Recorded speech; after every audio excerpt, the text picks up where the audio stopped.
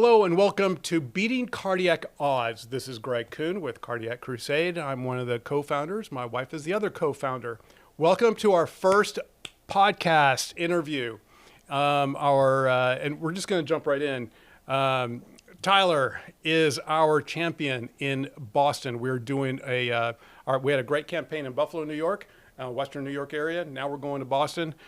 All right, Tyler, tell me about you. Tell me about your family, what you're doing, your life. Just kind of get the ball rolling that way. Yeah. So hello everyone. Tyler here, Tyler Mola. So currently, well, I guess I'll start with how I got involved with Cardiac Crusade. Back in November or December of 2024, my aunt suffered from cardiac arrest, and miraculously she was saved, and no other than by an AED. So I'm forever thankful and grateful to this day for that. And, just to kind of even turn back the clocks even further, while it's a suspected case, my grandmother also was a victim of cardiac arrest, or suspected at least. It was, the cause of death could not be, determined outright, but that's what the physicians suspect. But anyways, my cousin, which was the daughter of my aunt, uh, met Greg, connected with Greg, and she graciously involved me in Cardiac Crusade, and that was back in January, February of 2025. And since then we've been off the ground running, Greg and I, and we have this fantastic team that we've involved. But outside of Cardiac Crusade, I am a prospective medical student. I work at the medical school here in Worcester, Massachusetts. It's UMass Chan Medical School. I've been doing research, neurology research. Funny enough, it's not cardiac, but neurology research, both preclinical and clinical, for the past 3+ years. But I just have a passion for healthcare, medicine, and on the side, I volunteer. Um, Outside of Cardiac Crusade, I volunteer at the emergency department there at UMass Memorial, and I also volunteer with Big Brothers Big Sisters of America. And favorite pastime of mine is running. I I was a basketball athlete in college, and so I couldn't give up the competition. So now I involve myself in races. It started off as road races, but now it's ultra marathons. And now my big thing is running for causes that that hit close to home.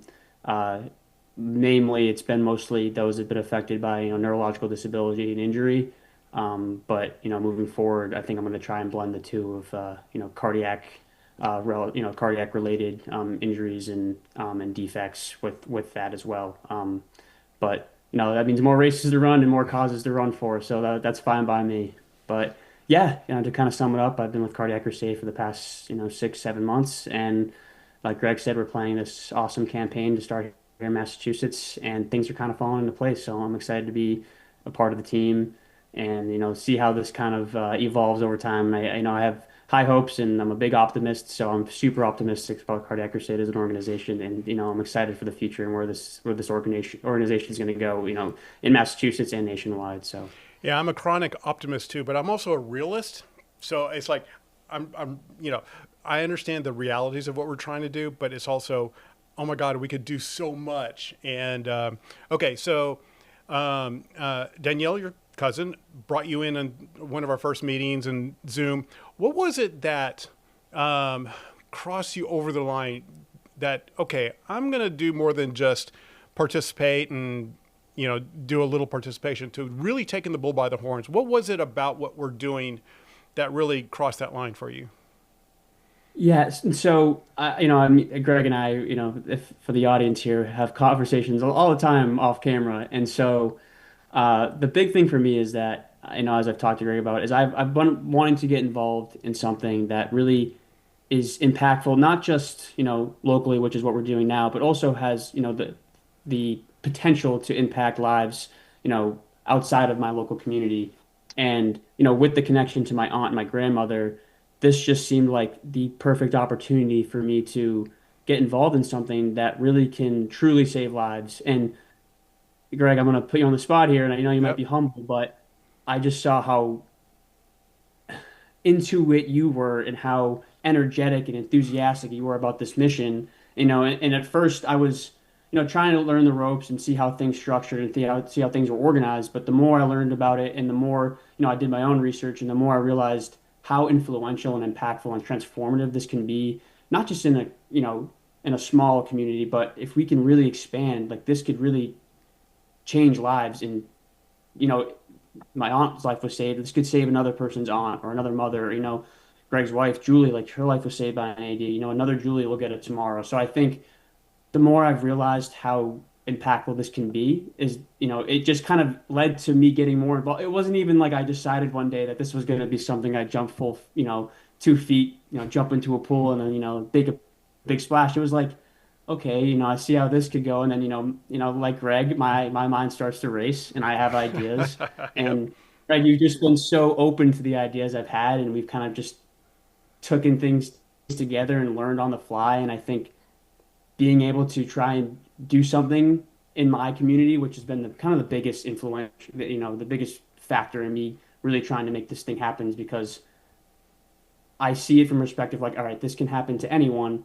What if it's someone that I know locally? What if it's someone that is close to me? So being able to do this in Massachusetts is just truly an honor and a privilege. And that's kind of, all those reasons together. It's been like it's a no-brainer to really try and get this off the ground running, because it truly does have the to save lives, not just, people close to me, but, outside of my immediate network. I think people will truly benefit from this. And I think it's hard because people think of, emergency preparedness sometimes like, oh, well, like, how often does it happen? Well, it's like, in the event that it does, I think you'll be happy that we're doing the work that we're doing. And yeah, that's kind of the reason I got involved and kind of just, like you said, took the bull by the horns. It was an easy decision for me. And the more I learned about it, the more I just wanted to be involved. And yes, I've taken the bull by the horns in my sense, from my perspective, and you've done it for what you're doing, which is phenomenal. The other thing that you and I have, we say it regularly, no brainer, right? So you look at San Diego. Okay, so when I think about what they did in San Diego and the results of it, so how am I do my hands? There is a direct correlation between this and this, and let's map AEDs. Let's make sure 911 operators know they're there. And now let's populate the map with 2,600 AEDs in the San Diego area. And I think I forgot what the number is. It's a couple hundred, all only in the Boston area that I looked at a couple weeks ago. But our goal is to get 1,500 AEDs registered in the entire Commonwealth of Massachusetts. So talk to me about what you saw when you found out about the San Diego statistics. Yeah, it's funny. I was just talking with my parents about this, and they couldn't believe the difference in the map of the San Diego versus the Boston. And I think it is a good contrast because, yes, it is sad to see that there are far less AEDs mapped in the Boston area than San Diego. But again, that's why we're here. That's why we're doing what we're doing. But the statistics behind it are striking. We've talked about the stats many times, but in some areas in San Diego, it's 50 to 70% the survival rate. Yeah. The national average is 10%. And, some eastern Massachusetts cities and suburbs are as low as 3%. And again, you can't draw direct causations to AEDs being, the main factor in these lives being saved. But given the difference in the mapping of these AEDs and the accessibility of them and the survival rates being as high as they are in some areas in San Diego, it's almost too strong of a correlation not to say that there is a huge factor of these being known, their locations being known in the event of emergency, being the reason why these lives are being saved at such a high rate. So for me, it's again adding to the idea of this is a no-brainer. It really is, given the strong correlation that you see in San Diego to the high survival rates. And you know what? And let's dogpile on the no-brainer comment. Is we all know the national survival rate is 10%. However, if you get a shock within 2 minutes, the survival rate goes from 10% national average to 80%. Then you get a shock within 1 minute, you have a 90% survival rate. So in reality, my wife Julie, she got the first of 2 shocks within 2 minutes. So yes, she's part of the 10% club that survives, but in reality, she's part of the 80% club because she got a shock within 2 minutes. And so that's where that's where we want to go nationally. I've had that on our website. Our goal is to, we should do what San Diego does nationally. Now I know there's rural and there's a million different variables in there, but a cardiac arrest is, and I got to be careful when I say this, is quite survivable. If you call 911, if you start CPR, and if you use an AED. So CPR, and I'm sure there's an exception out there somewhere, but it's safe to say CPR is not going to restart the heart. The purpose of, you know what, why don't you tell me, you got more medical knowledge than I do. Why don't you tell me what CPR is doing to the body of someone who's having a cardiac arrest, unless I'm putting you on the spot. No, no, it's fine. Yeah, and again, for disclaimer, I'm not a medically trained physician or anything like that, but I think a key part of this that people should know is that bystander CPR is a thing and that AEDs are usable by anyone that is a bystander. And I think that's the importance of, I think, what we're doing is mapping AEDs, and I'll touch on the CPR point and what it's doing, but I do want to touch on this point real quick is that we are a little bit of an educational team as well. We are. We are mapping AEDs, but, AEDs are only as good as people know what they're good for. And I think being part of this community, we are almost like educators and disseminators in that we are telling people what AEDs are for, and also kind of upstream talking about, when they're used. So like people, oh, I have to do CPR and tell someone to go get the AED. But again, like our thing is finding the AED, which again, like you said already, is if it's in the first minute, it's 90% survival rate. So CPR and AED use work in tandem. And I think that's where we kind of can become educators. But again, CPR it's crucial. Like you said, it's not going to restart the heart, but it does buy you time. And it's going to circulate oxygenated blood throughout your body so that, again, you are buying time to get that AED there. It's not going to work forever. In bystander CPR, you're not trained to give breaths. So that's why you need to know, again, where the closest AED is, because if you're not trained to give breaths, you actually can harm the person that you're doing CPR on. And that's why it's advisable, unless you have gotten this BLS training, to just do the compressions and wait for the AED to come. But again, it buys you time. It's circulating that oxygen in the blood that you have in your body, giving you more of a window to get that AED on the body if it in fact is cardiac arrest. Because if with your aunt, I'm trying to remember her story. It was like 7, 8, 10 minutes. It was like roughly 6 minutes that she was without pulse. And so, but oh wow, yeah, it was quite some time that before the the EMTs got there. And I don't believe, and I don't want to I want to check my facts on this, but I don't believe CPR was done on her before the EMTs got there. So like I said, it was miraculous that she even is alive today, and without severe dysfunction. She's doing really well considering how little oxygen was getting to her brain. Like, they say within, I forget the exact time, but it's, anything over 2 minutes is quite the detriment on your brain's health and can cause severe damage long term, especially. So yeah, that CPR is crucial to do to buy yourself a bigger window before that AED gets there, if it is in fact cardiac arrest. Yeah, one of the things, I don't know if you got word, but we're doing a fundraiser, a bingo fundraiser, and Danielle, your cousin, is spearheading that, which is incredible. But part of that Zoom call, we did a test just to make sure the functionality worked, the bingo cards and all that stuff. And so most people got off after our little test. I stayed on the Zoom call and talked to your aunt, talked to Danielle, and who else? So someone else. Oh, and your uncle. And she was got emotional a few times. Hell, I get emotional. You've seen me get emotional countless times already. But she was getting emotional about, how she's still alive, and, she's here for a reason. And, whether, whatever you believe in, it's the God or nature, whatever it is, she's here for a reason, and she survived it, and she should be, she did say, and I hope I'm not overstepping here, but, that she has a little guilt that, she put her family through it. But I called, excuse the expression, but I called bullshit on her. And she was like, and what's funny is the people around her that were listening to our conversation and that were there in the room with her said the same thing at the same time, because they said the same thing I just said. And she was like, I know.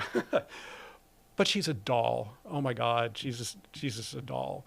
And I And think it's hard because, right, like you said, there's almost this guilt that she has of putting her family through the stress and feeling like a burden because they had to take care of her and still have to take care of her. But I think on the flip side, it's like, what if she didn't live? How much we wouldn't be better off. We're happy to do this. We care about her. We love her. And I think that's the perspective I now have with this mission. It's like I don't have her anymore if the AED isn't brought and shocks her. Like that's kind of where I see this. And right, people are like, oh, it most likely won't. Oh, I think the most likely one happens. A hypothetical, you can go down with any rabbit hole, right?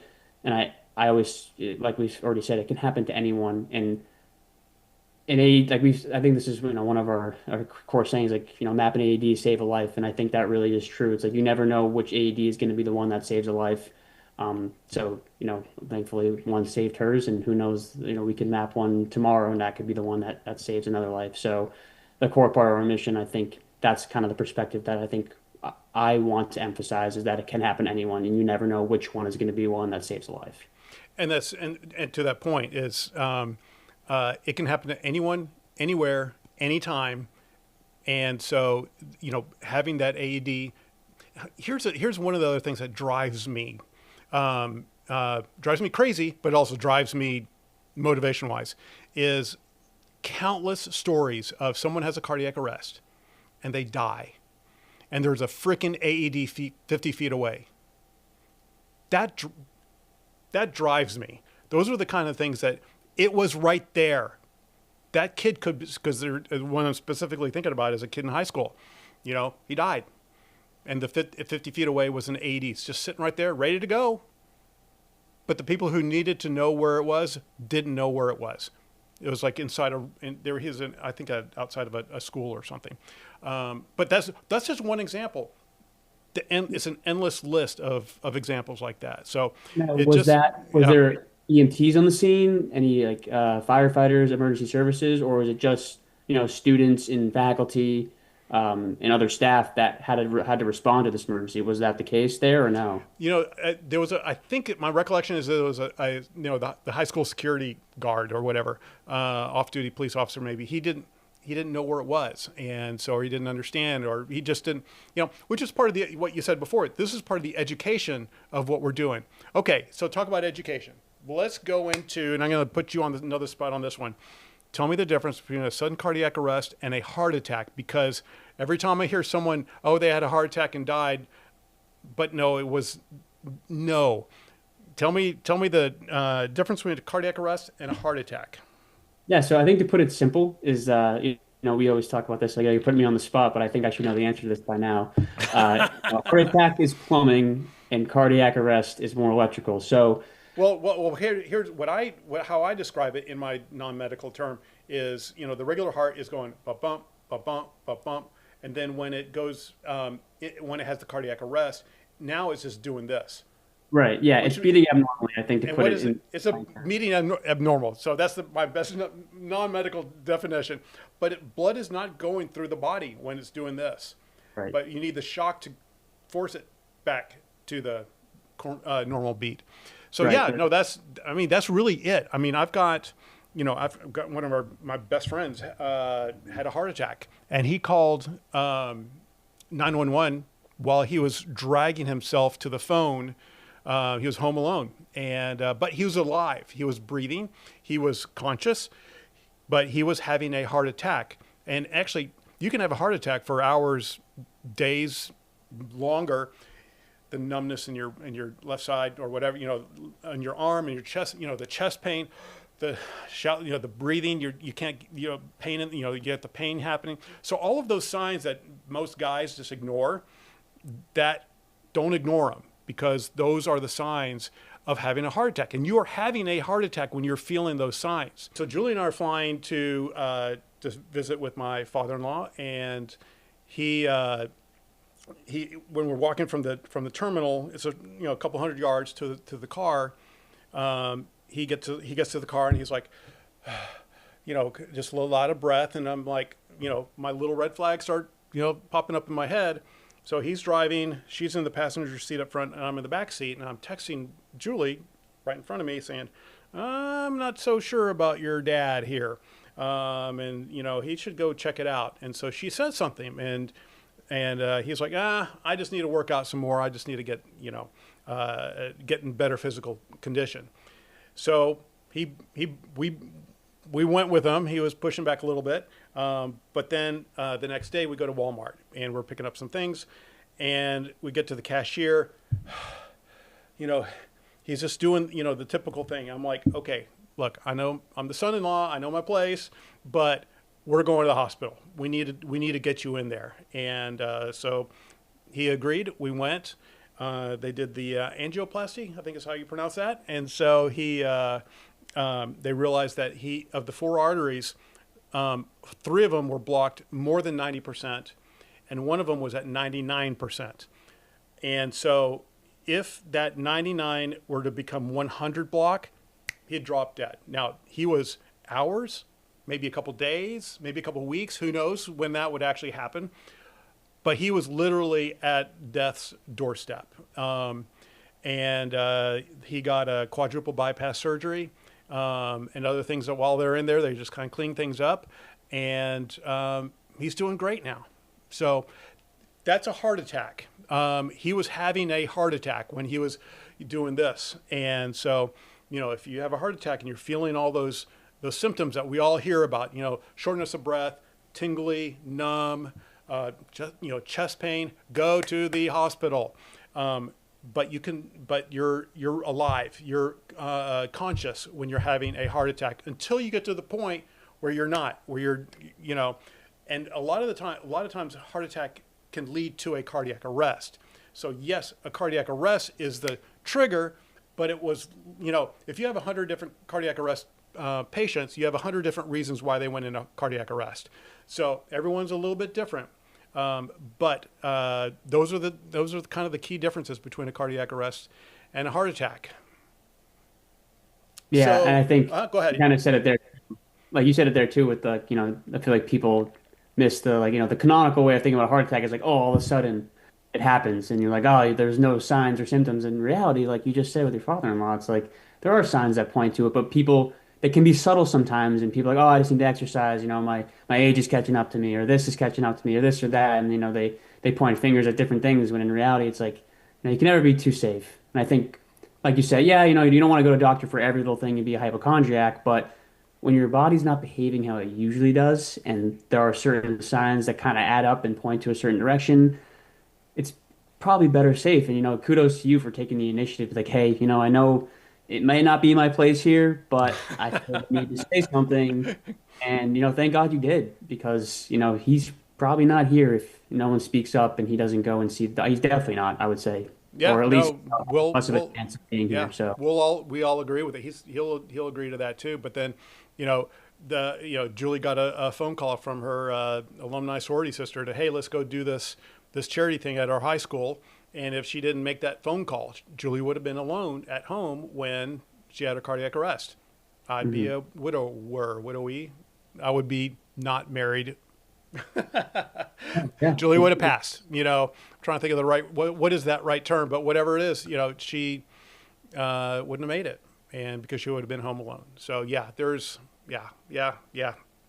Blah, blah, blah. Okay, yeah. I guess moving on, right? I need a sip after that statement. Yep.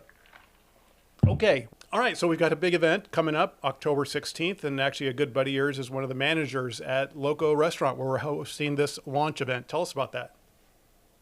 Yeah, yeah. So, yeah, like Greg said, we have a big event October 16th, which is National Restart a Heart Day. So I don't think there could be a better day that we, host this event and kick off our campaign.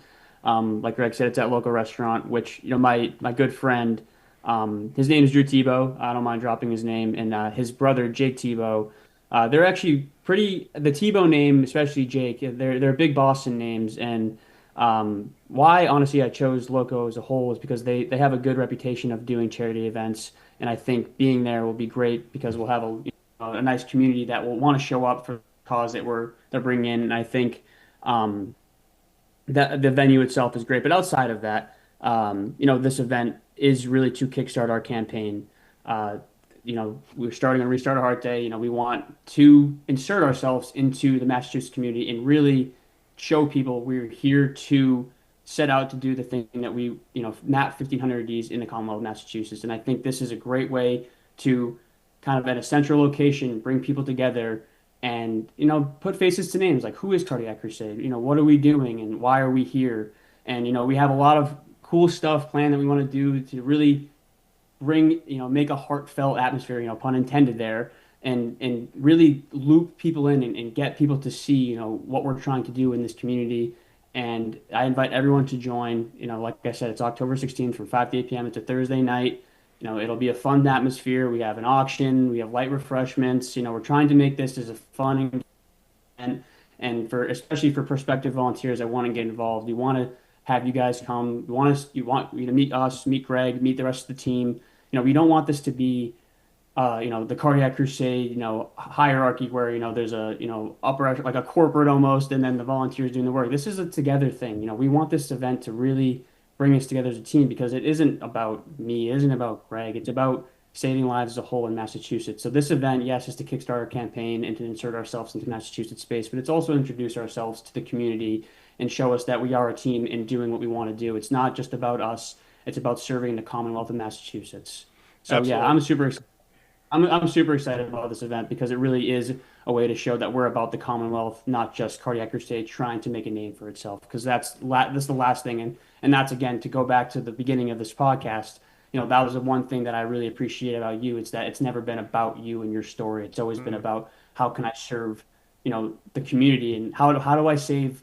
Yes, it's Julie prompted and you guys found this together, but your mission is how do I save another Julie that was in this circumstance? And I think that's what I really liked about you, that it's never been about you and you've involved people that really care. And that passion it's electrifying. It spreads. It really is one of those things where I'm trying to think of the word here. It's God, what's that word for, when it's contagious. I love that. It's contagious. It really is. And you attract passion and it really just spreads like wildfire. So I'm excited to spread our passion and hopefully it catches fire with everyone that comes to the event and it just spreads, throughout Massachusetts like wildfire, like it has within our internal group. So super Totally. excited. Please join us, Oh those yeah, it's good. listening. It's going to be fun. I mean, it's a free event, and and actually, so we have an auction, but it's not just your typical auction. It's a hybrid auction. So yes, there are going to be things there physically, but a lot of the things it's a hybrid auction. So you'll have a QR code, or you can auction, bid for something there on location. But then you've got also you can be in Albuquerque, New Mexico, and still, bid on some of these items, and and be part of this. So you can be anywhere in the world and participate. Obviously, we'd love to, for people to come and join. We'll give you hugs, we promise. But we're gonna have a great time. It's gonna be just a fun get together. It's gonna be a launch. I may say a couple words. Tyler, I'm sure you'll say a couple words. But it's going to be just a fun get together, and that's the whole idea. But the big thing is that it's going to launch 4 months until February 14th. Now that's the official start date of okay. Let's start registering AEDs. Now that's when the volunteer work starts, and we have an end to a competition because we're going to get some reward money. The reward money will be dependent on how much we get in donations, but it'll be something. We'll have something as a reward. But we don't do it for the money, we do it because it's the right thing to do, and which is why we do what we're doing. Right. So, And to go off and then that point, sorry. Yeah, no, sorry to interrupt, but I think to yeah, go go off ahead. that point, it's like, yeah, donations are great and all, and like but the donations are to support what we want to do for the volunteers that get involved and how to make sure that our mission actually, our goal happens. It's not like, the donations aren't going to anything spectacular. They're going back to the community and whoever else is trying to serve our mission. So I think that's why it's, we want you to come, but not because we want your money, because we want your support and because we want you to really be involved in what we're trying to do here in Massachusetts. Right. So, like I said, the donations are great, but we want more so the community support in what we're trying to do. Yep. Absolutely. So, all right. Anything else to end our very first podcast? What do we call it? I'm trying to remember. We just named it. What is it? Damn. Oh, it's Beat beating cardiac odds. beating car. You jumped the gun on that one. Or you beat me on that one. Beating cardiac odds. We looked. I looked at different names, but that kind of encapsulates, I think, in what we're doing. Beating, obviously, the double meaning on that one. Cardiac, you have to have cardiac in there, obviously, because this is what we're focused on. But the goal of everything we do is to beat the odds. So anyway, beating cardiac odds, I think, is the name of this podcast. I love it. I couldn't be more happy with that. I think it hits on many different levels. And I just want to end, if, this is where we're going to wrap up, Yeah, let's do it. Let's wrap it up. if people want to get involved, whether that is as a volunteer or, whatever shape or form that you feel like you can get involved and have any great ideas. I don't want to volunteer Greg, but, reach out to Greg, and myself. If you have social media, I'm on Instagram and I'm very active on there. It's Tyler.Mola. And if you go to the cardiaccrusade.org website, there's more information you can find out about our mission and what we're trying to do specifically in Massachusetts, and, what they've done in Buffalo and what, we see doing long term as an organization. So yeah, if you want to get involved, we're not picky. If you're passionate and want to help and want to get involved, please reach out, and yeah, don't hesitate. So. And I'm gonna and actually, I was just in my head. I was like, okay, I'm just gonna close it up right there because you gave the perfect big red bow on the podcast. But you said something that reminded me of something that we discussed earlier, is or off camera, is some people can give a lot. Like Tyler's doing amazing, and I know I'm spending a lot of my efforts in doing this. But there's some people that can only do one little thing. Whatever that one little thing is phenomenal.